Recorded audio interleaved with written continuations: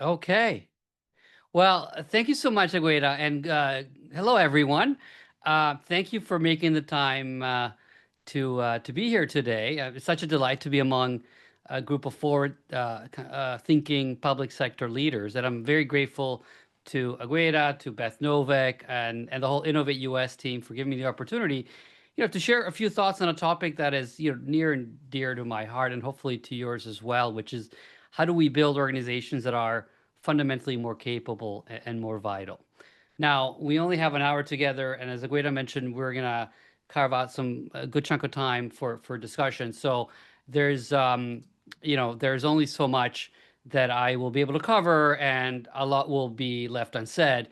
And so apologies in advance for that. But if you want to go a little bit deeper on some of the topics I'll get into today, shameless plug for my book Humanocracy, which Agueda mentioned earlier.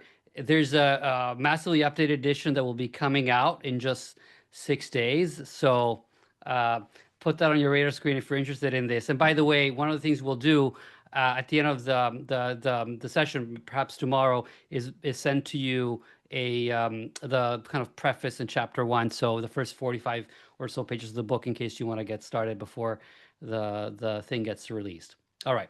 So that's all the intro I'm going to do. And maybe the first question, maybe I want to start with a question, which is this.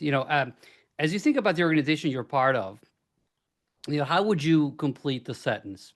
Think about that for a moment. I wish my organization were more blank.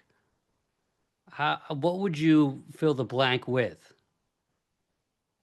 Right, and maybe we can come back to this in the Q&A, but I imagine some of you might say more flexible or more agile or more customer centric or more equitable, more diverse. There are lots of different very worthwhile qualities that you could put in here, and they're all, as I said, very good.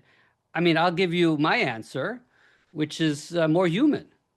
And this probably sounds like a stupid thing to say because, like, of course, organizations are filled with human beings, right? By the way, I recently saw a piece talking about executing strategy through people. I'm like, is there an alternative? Have we figured out how to do this with monkeys? Of course it's people. But I'm trying to say something a little different here, which is that we've ended up with organizations that are in many cases less capable than the people inside them.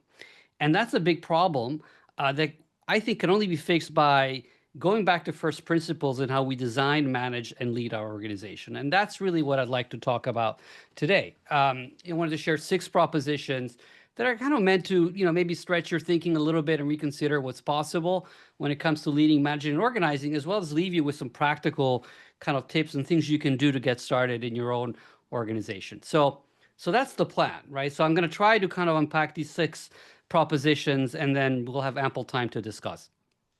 So if that makes sense, let's start with number 1, which is that the most successful organizations over the next decade or so will be the ones that evolve the way they're managed and the way they're led in ways that make them much more capable. Now, whether it's dealing with risks of geopolitical tensions or economic dislocation, or the potential benefits from emerging technologies, there are a myriad of challenges and opportunities, and tackling these is really what will determine the fate of us as a species, right? Our ability to address these problems. And since we need to address these as collectively, it really has to do with how we're organized and build organizations that are much more vital. And by vital or capable, what I really mean is organizations that are courageous. They're animated by a bold, pioneering spirit. Organizations that are adaptable, they're resilient, they're able to pivot quickly as circumstances change, that they're creative, they're able to generate new innovation and new ways of solving problems, and that are also quite inspiring. They're able to amplify and elicit a lot of human initiative and ingenuity. Now, there are organizations that embody these characteristics, in all sectors, including the public sector. My favorite example in recent years, which we feature in the new edition of Humanocracy, is Operation Warp Speed, right? Here was a massive government effort with a ridiculously ambitious goal, right? Which is to develop and distribute a vaccine in 8 months as opposed to the typical decade. And instead of kind of going through the typical organizational playbook, which is, very top down, very control driven, they push authority to the front lines. They use peer-to-peer networks to coordinate hundreds of partners, all really focused on prioritizing progress over kind of respecting protocols, and the impact was truly staggering, right? Just in the first year following approval, the COVID vaccine saved 1 million lives and prevented 10 million hospitalizations. So when organizations reflect the best that we can bring uh, uh, to work, they can accomplish amazing things. And it's not to say that we don't see those examples, right? But in my experience, when faced with new challenges and opportunities, few organizations typically display them. And that is my proposition number two, right? That often organizations are too timid, too inertial, right? Too kind of incremental and hidebound and kind of emotionally dispiriting, kind of dead zones where people are not really passionate.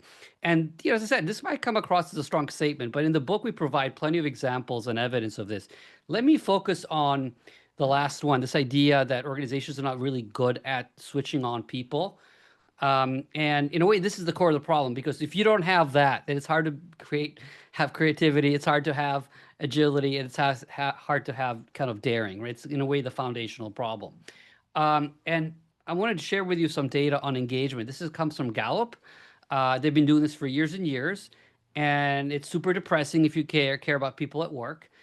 This is global data. The U.S. data isn't that much better, but basically, quarter of people are truly engaged in their jobs. So the vast majority kind of shows up and goes through the motions, and there's a cohort that is actually kind of disengaged, kind of sabotaging the organization in some way or another.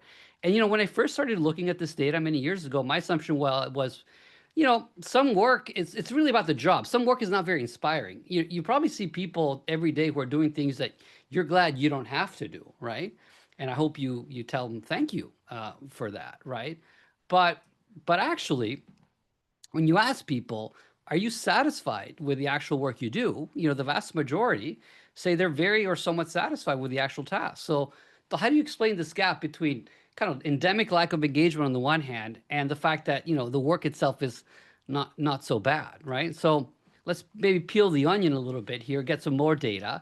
So this is another Gallup survey that shows that 1 out of 2 people say they had to quit their jobs, to get away from an incompetent or tyrannical manager.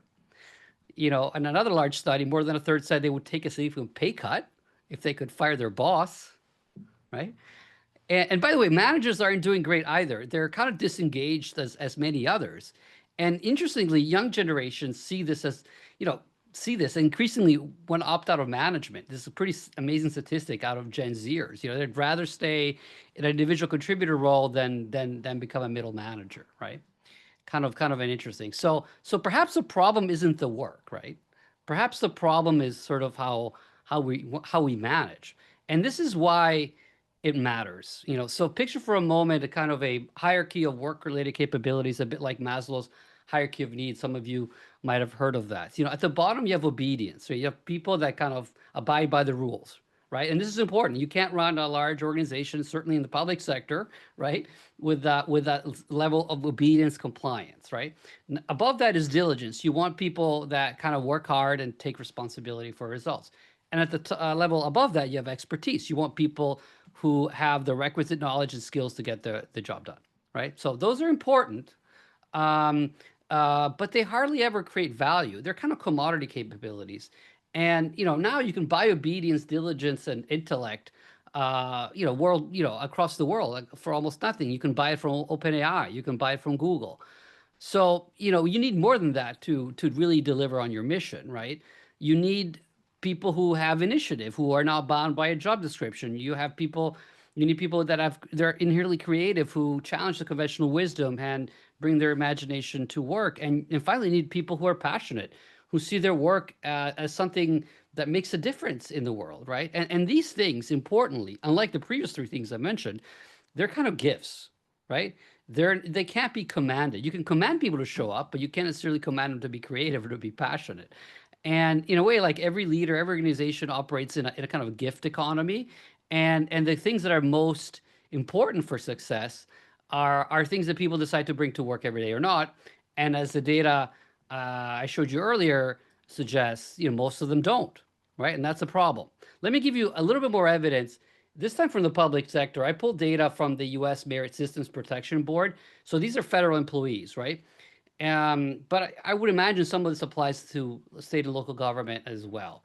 And the results aren't great, right? Only a fraction of people feel like they have an opportunity to grow, to develop, and contribute. And so it's not hard to reach the conclusion that most organizations kind of squander more capability than they harness. And lastly, and I promise we're going to turn to some good news soon, right? But let kind of hang in with me here because I think it's important to make the case, right? There's something that's fundamentally broken. So this is data from Gallup that shows that despite some optimism during the pandemic, when there's an opportunity in many ways as people saw it to reinvent work and the relationship between people and their workplace and so on, those numbers have been going down since then, right? And it's not because we haven't tried to make things better, right? So what gives? Like, why is this happening? And the reason why we're not making progress despite our best effort, because we're not trying to make work suck, right? Deliberately, but it still happens to to be like that. Is that because we're operating within a kind of legacy kind of model of organization and management that is no longer fit for our age, right? It's kind of stuck in this industrial era paradigm that no longer applies. And that's, my third proposition. We call this paradigm bureaucracy. Bureaucracy is a complicated term, especially in the public sector. It means all sorts of things. But when we describe it, it's really a set of practices and elements in an organization, which I think are very ubiquitous, whether it's General Motors or Department of Defense or the local Department of Environmental Protection. I think you would see these kinds of features, right? It's in a way, it's like a way to describe it. It's like a mashup of military command structures and industrial engineering. Now, you have to give bureaucracy its due, right? It's been a blessing in many ways. It's, by combining kind of managerial oversight, specialized roles, detailed rules, bureaucracy has allowed us to get control at scale, at a distance, right? And so it has enabled a lot of efficiency, which we all benefit from every day, right? But scale and efficiency are not the only things that matter to thrive, right, for an organization. And in a way, like one way to kind of sum up the problem, the dilemma we find ourselves in is that industrial era management kind of prizes some things as opposed to others. So, compliance is more valued than kind of contribution. Process is almost more important than performance, which means that adherence to a particular set of rules is more important than actually the results that get produced from that process, right? That rules are more important, kind of common sense and wisdom. That being analytical and studying a problem to death is more important or more highly valued than being audacious.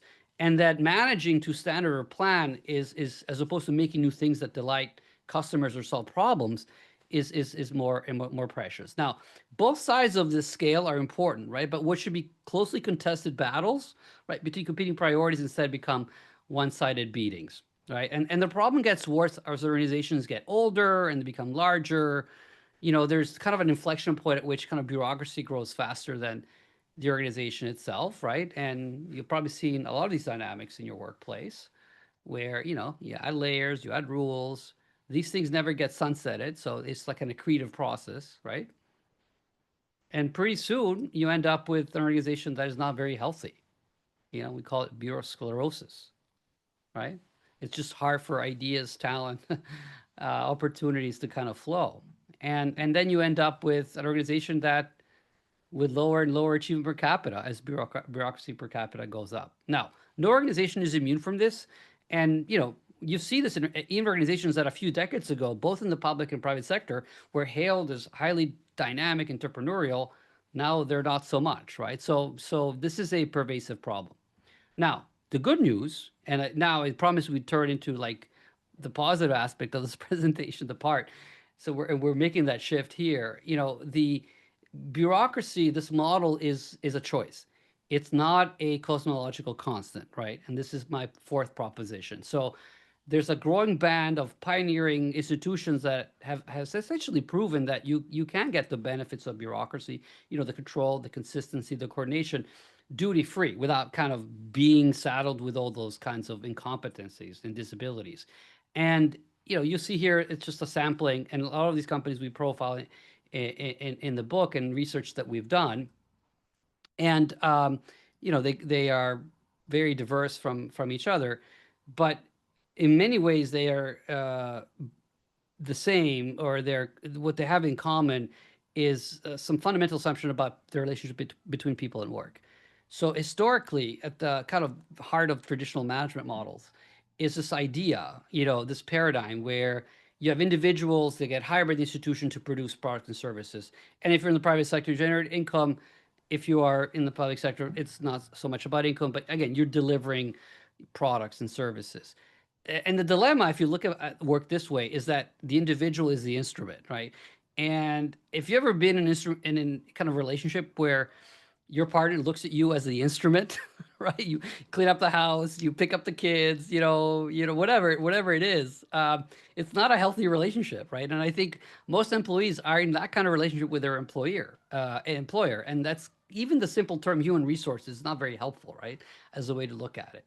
So what these organizations instead do is basically turn their relationship around and say, what is it? What if the institution is the instrument that we use to amplify our impact? And of course, this is the reality that Gen Z and other new generations live in, right? They look at the institution as a way to build their skills, making a dent in the world. And so this sounds like a simple shift, but it's actually, if you kind of follow through in terms of the practices that it takes you to, it's much more profound, right? Because it- you know, if you ask yourself, if you started with this premise, right, I want to create an organization that really harnesses the resilience, the passion, and the entrepreneurial energy of people, you'll end up with a very different model. And I'll just give you maybe the top 10 kind of differences, right? You'll end up with an organization where you have a flatter pyramid, and it's inverted in a way. So you have half the usual number of layers, managers, administrators, and accountability kind of flows both ways, where you have far fewer top-down mandates and rules, which doesn't mean no rules, but a lot of them don't necessarily come from the top down and they're not so prescriptive. In an organization that is much more disaggregated, it features lots of like self-directed teams. An organization that's far more lateral than vertical, where it's almost like a community of communities, where you have coordination that happens because it still needs to happen, right, at large scale, but it happens through kind of collaboration and not coordination, where staff functions are fully accountable to the business teams. They're true business partners, integral to the line and the work of the line, where leaders are expected to enable and encourage. And this is like a really important shift, right? So shifting from command and control to kind of mentor and mobilize, if you want to have another alliteration, where the value added of the leader is creating the conditions for their colleagues to thrive, as opposed to being in charge in a kind of traditional way, where resource allocation, whether it's financial resources or talent, happens very quickly. It happens across silos through very kind of fluid mechanisms and short decision making cycles, where authority and compensation correlate with the impact that you have and the value added you have, often peer attested, not necessarily your rank, right? And where control and still happens, but it happens in different ways. Instead of having a lot of like oversight and circumscribed decision rights and fear of failure, you have transparency, you have competence, you have skin in the game, so you make the right decisions. There are other ways, other guardrails that are less limiting that make sure that you're doing the right thing. And fundamentally, it's an organization where everyone feels like they own it, they own part of it. And this is, by the way, true in nonprofit sectors and in the public sector as well, where this happens. It doesn't necessarily have to do about, it has to do with equity and having a financial stake, but you feel like you are part of the organization. It's partly yours, and you're contributing in a very meaningful way. So these are like 10 defining elements of what I like to call a humanocracy. And, I'm happy to unpack these, go deeper, and provide concrete examples in the Q&A, right? In the interest of time, I'm going to try to now focus a little bit on like, what do you do about this and how do you make progress? But I hope this is an exciting vision for what our organization could become, right? As I mentioned, the question then is, fine, this is fantastic. Maybe there's some examples, but Michele, my organization is like miles away from any of these things. So like, what do we do, right? And so it sounds kind of daunting and impossible. So my fifth proposition to you is that it's entirely possible to do this. And in fact, I think it's the only way to get nonlinear improvement in performance, which brings me to my fifth and penultimate proposition. And here I'd like to give an example, recent example that I've kind of learned about and started researching recently. I love it because it's very practical, but it's also quite radical. And it involves the U.S. Army. So, like many large organizations, the Army has a lot of bureaucracy, and nowhere is this more evident in uh, procurement of new equipment, where initiatives crawl through a procedural maze. Dozens of offices need to sign off. You have all these layers that need to say yes, right? And this is how the top general during the previous administration, Mark Milley, put it, right? We're overly centralized, super bureaucratic, super risk averse, and we can't afford to do that. And it's always been a problem, but it's become an even bigger problem for the army in recent years. One of the things that the Ukraine war has shown is how outgunned yet highly innovative Ukrainian forces demonstrated how you could take commercial technologies, particularly drones, and repurpose them very quickly in the battlefield. So this idea of like a ponderous, centralized, slow-moving army was completely challenged by this kind of more nimble and open approach, right? And so the new Army Chief of Staff, General George, basically got this right away, and he basically said, "Look, we need an army that is much faster, much more creative." The other realization he got to pretty quickly is that we've tried to overhaul the system top down like a zillion ways over the last 10 years. Nothing has happened.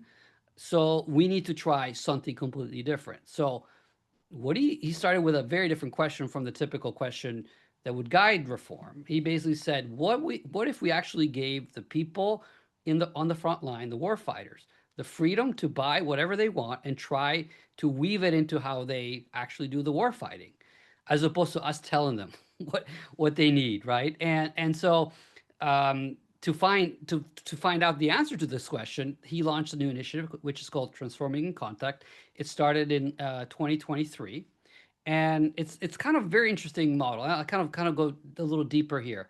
So the basic idea is this: three of the Army's 32 brigades, and these are combat teams of about 4,000 soldiers each, were chosen to participate. And they're quite different from one another. One was part of the 10th Mountain Division in New York State, and they are focused on operations and thinking about adapting for operations in Europe in cold weather, in the plains.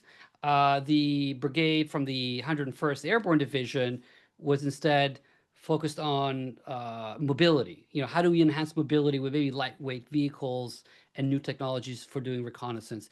And the brigade from the Infantry Division, the 25th Infantry Division based in Hawaii, was really focused on flexible logistics and advanced surveillance technologies for the Pacific. So different environments, different briefs, but like no prescriptions. These are like challenges to them. And the parameters for kind of figuring out answers to these questions were pretty simple. So each brigade got $5 million that they could use however they wanted to buy new technologies, try new things. Since military budgets are very detailed and fixed from the top, the army, the chief of the army, basically chief of staff of the army, General George, had to convince Congress and the Pentagon to basically get these brigades offline and give them the freedom to redirect funds as they wanted. They To shorten decision cycles, they embedded product developers in each of these units, right? And they were be able to take feedback from the soldiers and kind of turn it into new iterations of the equipment very quickly. And then the teams were given a year to basically try new things, and then they would be kind of brought to military exercises where they would test whatever they came up with against other army units. So there would be like a real kind of verification of whether whatever they were doing made any difference. And the three benchmarks, they were going to be judged against were speed. Are you faster? Are you more flexible in sort of moving around the battlefield? And are you more lethal? Are you able to be more successful than your peers? And so they were just given this brief, and then they were let they were given all the freedom to try new things, and they came up with all sorts of really interesting innovations. So, for instance, the Third Brigade of the 10th Mountain Division, the one that is based in New York but deployed in Germany, they, the first time they met the, kind of the forces they were pitched against, they deployed 200 commercial drones, which is sort of a multiple of the maybe a dozen that you would deploy in previous kind of exercises. And they came up with all sorts of crazy, interesting deception tactics, like pairing, creating inflatable artillery decoys with $15 Raspberry Pi computers, which were programmed to mimic command post electronics. So the enemy would fire on these decoys, and they kind of expose their position. So very clever kind of kind of tactics. The Second Brigade of the 101st Airborne Division purchased 3D printers and basically produced more than 100 small drones at a fraction of the cost, that they would have had to face had they gone with established vendors. And by the way, the one on the right is one of their drones that was kind of printed right on the field with 3D parts. And now the unit trains every soldier with drone proficiency, just like they train everybody in how to use a pistol. So it's become like a kind of a core capability of every person in the unit. So those are just some of the kind of flashy examples. But beyond these, they innovated on roles and structures. Now they have people who are master drone operators who train and certify personnel on how to use drones. They have technology integration specialists who adapt and combine technologies that are off the shelf. There have new units, new reconnaissance units that have all, both drones and electronic warfare systems and even munitions, so they can actually not only spot the enemy but eliminate it right there and then. And the whole exercise was incredibly helpful in understanding what technology works and what doesn't. They tried robotic supply mules, and they found that it didn't work in rough terrain, for instance, so they kind of scratched those. And all these changes, all these insights happened because soldiers were now directly involved, right, in the decision making loop in a very kind of nimble, agile way, which is kind of sounds totally sensible, but it was very different from the typical way the stuff would happen. So this year-long experiment was a big success. So now they're scaling it to what they call transformation in contact 2.0, which is to take this level of innovation from the field and bring it up to a next level. So instead of looking at a brigade, looking at a division. So division is a collection of brigades.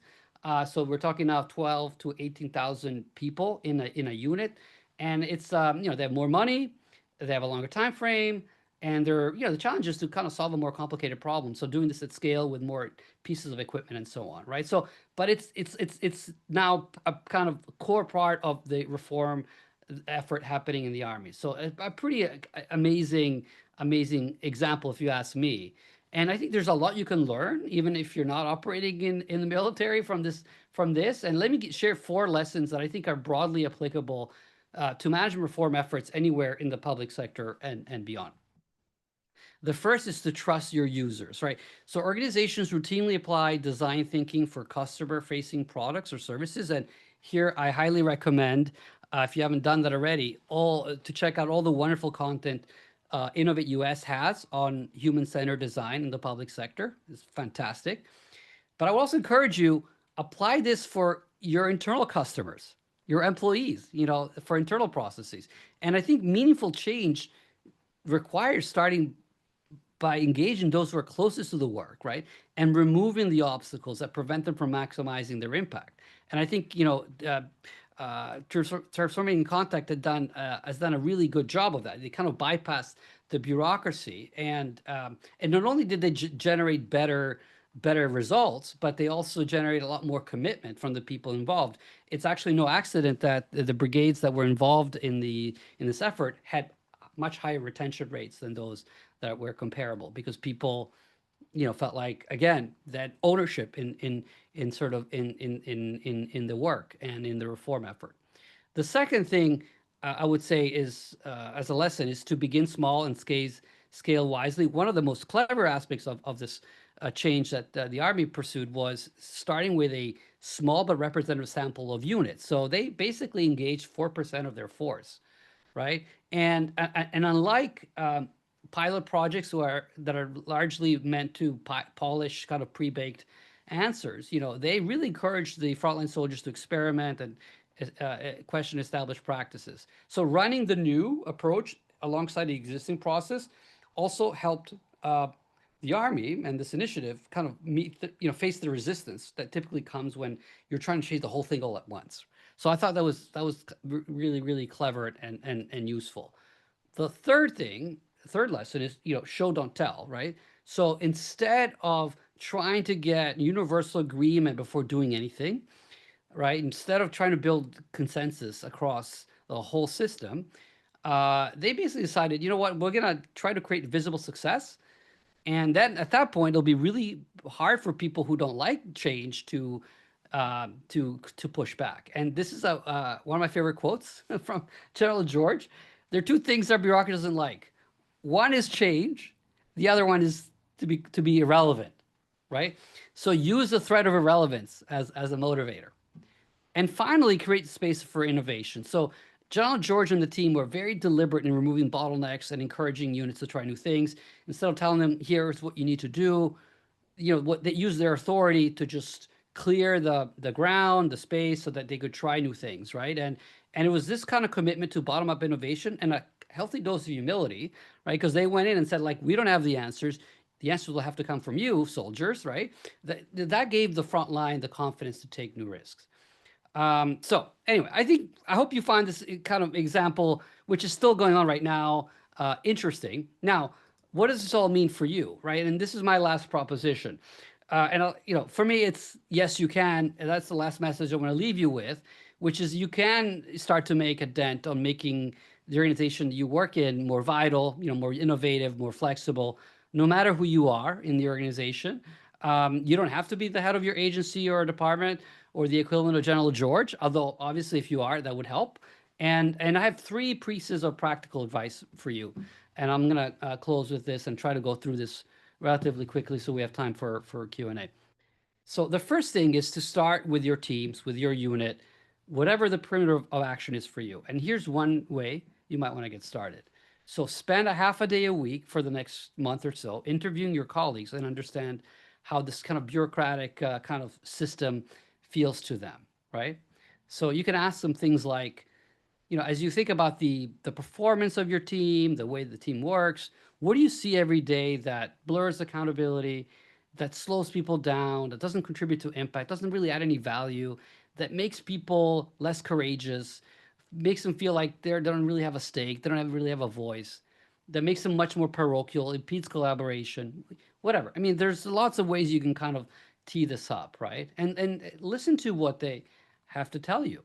And better yet, ask them a second question. What is one thing that we could do right now to reduce or remove this barrier to achievement? And the goal is to give everyone the opportunity to make the organization, more capable, have them involved in the change process. Now, second, once you've done that, you maybe take some of these frustrations, take some of these ideas, and run an experiment to find better alternatives. Prototype the new ways of working, just like the way you would prototype a new product or a service. And let me give you an example from a pharma company that we studied. So this was from about 15 years ago. So a group of mid-level managers was searching for ways to reduce bureaucracy. There were lots of targets in the company, but they landed on travel planning and expense policies, which I'm sure you'll be very surprised to hear were as frictionless as a rug burn, right? And there are all sorts of guidelines on who could travel, for what purposes, and which airlines, what class. Similar story for hotels and food. And one manager told us, like, I'm responsible for a $70 million budget, but I still have to check whether I get reimbursed for a $3 cup of coffee. It's ridiculous. It's infantilizing. Why do we have to do this? So here's how they approach the problem. They set up an experiment with a treatment and a control group. After all, it's a pharma company, right? They have about 200 people split between these, and the treatment groups could make their own travel arrangements for about 90 days, no pre-trip authorizations, no post-trip audits, do whatever you want. The catch was this: all your expenses, because they needed this for tax purposes, would need to be paired with receipts, right? So you need to show us what you spent the money on, and more importantly, this stuff will be online for everyone to see, right? So the idea was that sunlight was going to be the best disinfectant. It would also simplify planning, reduce frustration, and not necessarily impact costs too much, right? So they ran this, as I said, for like 90 days, and then after that, they looked at the results. The least surprising part of this is that, obviously people were spending less time doing this kind of compliance work. More surprising was that almost half of the people involved thought that this simple rule change made a big difference to their overall job satisfaction. And what do you think happened to costs? Right? The interesting thing about that is that the cost for the treatment group went down a little bit, not much, but noticeably, and remained unchanged for the control group, right? So this is a simple example, but I think it offers a lesson on how to challenge a kind of boneheaded policy. Like instead of moaning about it, you can hack it. You can try to test a new alternative in a way that is risk bounded and doesn't require 50 sign-offs from the CEO, right? Because they do, this is a company with tens of thousands of employees and they started with 200. All right. The last tip I would give you is to make this social. So enlist other people. Don't feel like it's just on you. So to activate a pro-human movement, recruit colleagues, because there are plenty of people that are probably as dissatisfied as you are and who are keen to get involved. And here, my favorite public sector example comes from the UK and the National Health Service, or NHS. They employ over 1.5 million people. They see, I think, 1 million people every day, and they're one of the world's most hierarchical organizations and kind of bureaucratic. And for decades, they've resisted any attempt at kind of top-down change and improvement. And the British love the NHS, but they also wish it was so much better, and there's so much opportunity to improve. And the story I wanted to tell you very quickly starts with Helen Bevan. And she was an experienced change leader in the Quality Improvement Office of the NHS. And she'd been part of a lot of top-down change programs. And her genius was to see that instead of like maybe rolling out change to everyone, maybe the NHS should try to roll it up and involve tens of thousands of people in the change process. And one of the things she did, she's launched many change initiatives, but one of the early ones that really kind of propelled her to kind of fame and impact was Change Day. So this is a simple website that asks NHS workers to pledge one specific action they could take to improve patient care. She and a group of medical assistants figured this out, and they launched it without any permission. There's no budget, nothing. She just basically went public with this, and and people were invited to participate, but there's like no expectation that. In fact, they had no idea how many people would. Well, in the first year when they did this, they ran this for like like a week or two. They got almost 200,000 pledges. Things like physicians promising to taste children's medicine before prescribing it, making sure it tastes good, or procurement teams clearing out redundant supplies to free workspace for clinicians. You can imagine hundreds of, almost 200,000 kinds of pledges of this kind. When they did it the second year, they got almost 1 million. They got 800,000 pledges. It became the largest, most successful change initiative in the NHS, and it spawned similar efforts in over 20 countries around the world. So I think it's a really interesting example. There's a lot that you can learn from it. And by the way, Agueda, I think Helen Bevan would be a wonderful speaker at a future Innovate US event. So maybe we could talk about that. But maybe the last thing I wanted to leave you with is this, that really comes from the Helen's example, which is that everyone, like Helen Bevan and her compatriots who got involved with her on Change Day, saw themselves and must see themselves as a potential change leader. In the face of new challenges that we're all facing in our organizations, everyone must step up and act. And my hope is that today's session, however short it was, kind of convinced you that we don't need to wait for permission to start building organizations that we deserve, and that you'll leave this session kind of more inspired and perhaps even ready to begin. So that's it for now. Thank you so much. I hope this was helpful, and now I look forward to our discussion.